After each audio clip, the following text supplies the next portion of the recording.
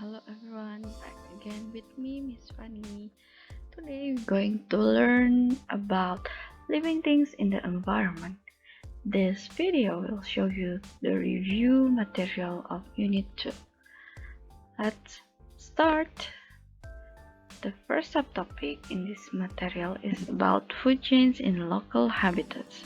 A habitat is a home in the environment for plants and animals, and in each habitat there is a food chain. What is food chain? So the food chain is a diagram that depicts the feeding relationship between some plants and animals. It represented by using an arrow. See here, it starts from the producer, from the plants, and goes to animal. So this arrow means that the grass is eaten by the cow. Let's have another example. This is an example that maize is eaten by the grasshopper. So we draw the food chain as maize, arrow to the grasshopper. This is the food chain in the local habitat that describing the feeding relationship between plants and animals. But some other animals, they kind of disturbing the plants. They were unwanted for the people, for the human. These animals or plants, we call it as a pest. To get rid of this pest, we can use this food chain, so it can be more naturally than we use the chemical or other method. The second subtopic in this material is about food chains begin with plants. Plant is a unique, and because it's also called a producer. Everything that we and all animals do, such as moving, breathing, eating, and sleeping, needs energy. We get energy from food. All our food comes from plants. We either eat plants or we eat animals which have eaten plants. Since we eat plants or eating animals that eat plants, so we an animal is called as consumer, while plants, since they're unique, they make their own food. This is the reason why we call them as a producer. While animals and humans, we cannot make our own food. That's why we called as a consumer. This is an example of food chains. Start from plants. Remember, a food chain always begin with the plants and then eaten by the consumer one, or we call it as the primary consumer, and then the primary consumer eaten by the secondary consumer. This is how the plants make food. So in grade 4, you learn that the plants make their food on their leaves.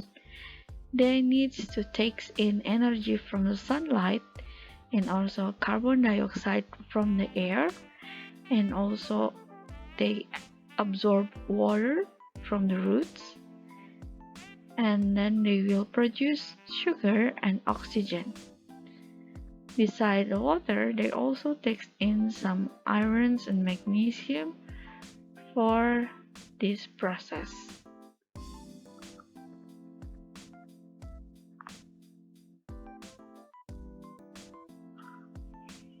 The next subtopic is about consumer in the food chain. Some animals eat mainly plants. Some some of them, they eat other animals. We call these animals as predator, the animals that eat other animals. While on the other hand, the animals that it kills and eats are its prey. these are some the example of animals that eaten by the predator. In this picture you see the insects is the prey, while this one, the mouse, is the prey. This one also is a prey for the snake, while the predator is the snake, the owl, and the frog. And sometimes there is more than one predator in the food chain. In this picture is the example. The consumer is the snail. The secondary consumer is the birds, small birds, while the tertiary consumer is the eagle. In this picture, the small birds can be a predator for the snail, while in the same time it also can be a prey for the eagle.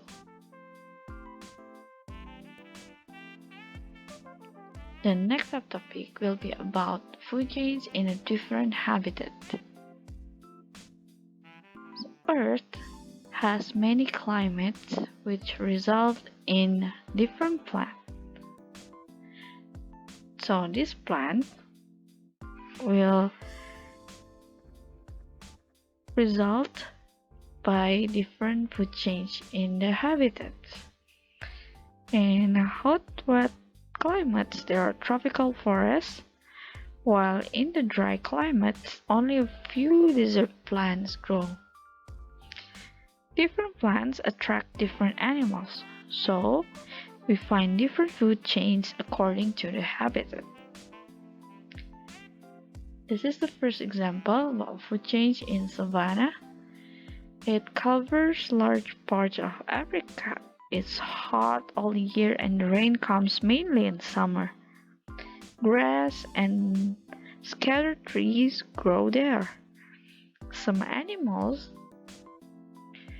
eat the grass and trees. Others are predators. This is a food chain in a savanna habitat. So usually the producer is the acacia tree in this example, and then the consumer one is giraffe, or maybe even the wildebeest or zebra, while the predator can be lion, hyena, or cheetah. And the next one is showing you the food chain in an ocean habitat. Almost 3/4 of Earth's surface is ocean, so ocean habitats are very important. There are many types of seaweed. Most plants and animals are also small, you can't see them with the naked eye. These are called plankton.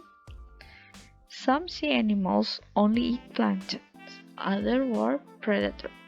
This is the example of plankton. And the plankton consists of two types. The first one is the plant one, the plankton plant, we call it phytoplankton, and the plankton that animal, we call them as the zooplankton. So besides seaweed, this plankton also can be the producer for animals in the ocean. The next subtopic will be about deforestation. So, tropical rainforests are cut down at the rate of 1 football field every second. Deforestation happens when we destroy forests by cutting down trees. And why does this happen? The main reason are people collect wood to make furniture, or they collect wood to burn as fuel. On the other hand, they also clear land for farming, or for making cities, or for mining. These are some examples of why deforestation happens. The deforestation has negative effect on the environment. When trees are cut down in a rainforest, it can take 100 years for new trees to become fully grown. Without trees, there are no rotting leaves to make compost. This makes the soil poor. Grasses grow, but no trees. Plants and animals in the forest will disappear. Besides, Trees take carbon dioxide from the air to make food. So forests remove carbon dioxide and help to reduce global warming. Also, trees give out oxygen, which humans and animals need to survive. This is why the forests are important. So the first one, in a patch of a rainforest about 6 kilometers square, there can be 1,500 kinds of plants, 400 kinds of birds, 150 kinds of butterfly, and 100 kinds of reptile. The forest also can give us medicine. People who live in the forest have found many plants that cure human disease. A lot of modern drugs were originally made from the forest plant. The last very important too, that the forest can remove carbon dioxide and giving us oxygen. The earth is becoming hotter because humans are putting more gases like carbon dioxide into the air. These are called greenhouse gases because they trap the heat like a greenhouse does. The process where the earth is getting warmer is called global warming. The next negative effect of human activity is the air pollution. The air pollution has happened when our atmosphere have some gases, poisonous gases. The atmosphere actually consists of two gases, nitrogen and oxygen. There are smaller amounts of carbon dioxide and water vapor. None of these gases are harmful, but people pollute our atmosphere with particles of other gases. Carbon monoxide is poisonous. New cars are less polluting than older ones because they are fitted with a device that can change the excess gases into carbon dioxide.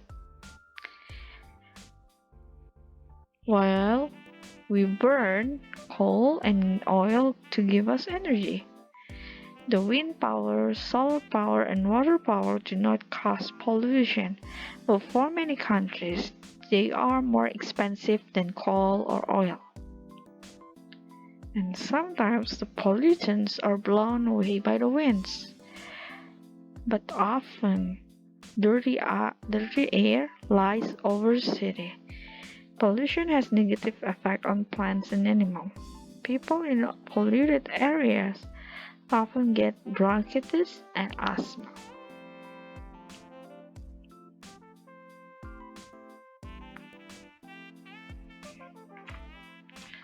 The next one is about the acid rains. In all over the world, all around the world, trees are dying. This is happening because of a kind of pollution called acid rain. When coal, oil, and natural gases are burned, they give off sulfur dioxide and nitrogen oxide. These gases dissolve in rainwater to form sulfuric acid and nitric acid. It can be as acidic as lemon juice. The picture shows how acid rain forms. The acid rain drains into lakes and makes the water in them acidic. The acid has some negative effect to the environment. It can eat away stone and damage buildings. It also can damage the pine needles at the end of the branches. Soil contains nutrients that keep plants healthy. Plants take in nutrients through their roots, but acid rain washes nutrients out of the soil. The lack of nutrients weaken the plants. They grow slowly and their leaves fall off. Plants need leaves to make food. With fewer leaves, plant makes less food. Even large trees are damaged by acid rain. Pest attack can kill them because they are so weak and their branches die back. Eventually the trees die. while the number of frogs is falling worldwide. Acid rain damages the frogs' spawn and kill insects that frogs eat.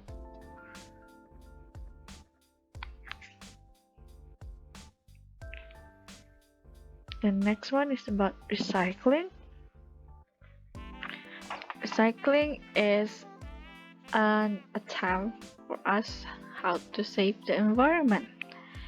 Well, as you know, the waste disposal is a problem.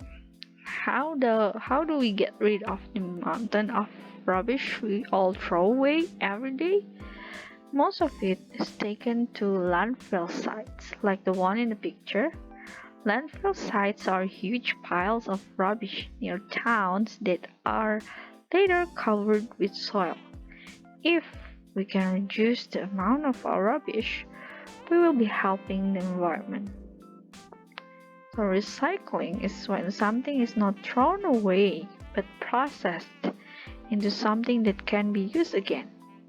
Reducing and recycling and reusing is something everyone can do at home, at school, and at work. These are some positive ways you can care for the environment by saving some natural materials. Like in this picture, millions of trees cut down to make wood pulp for paper. If you recycle paper, fewer trees are cut down. Or use glass container again or take them to be recycled. Glass can be melted down and reshaped to make new container. It never becomes weaker. Or like this, the drink cans. They are made of aluminum which can be recycled. So it takes a lot of electricity to get aluminum from the rock. It is found in recycling aluminum uses much less energy. For many types of plastic never rot away. Recycling plastic is expensive. Use things again instead of throwing them away. Reduce the plastic you use. If possible, don't buy the fruit in plastic tray. So you can just directly buy the fruit like this. Or the next one is don't throw away all your kitchens and garden waste. You can recycle it by making compost. This will be good for the soil and your plants will grow better.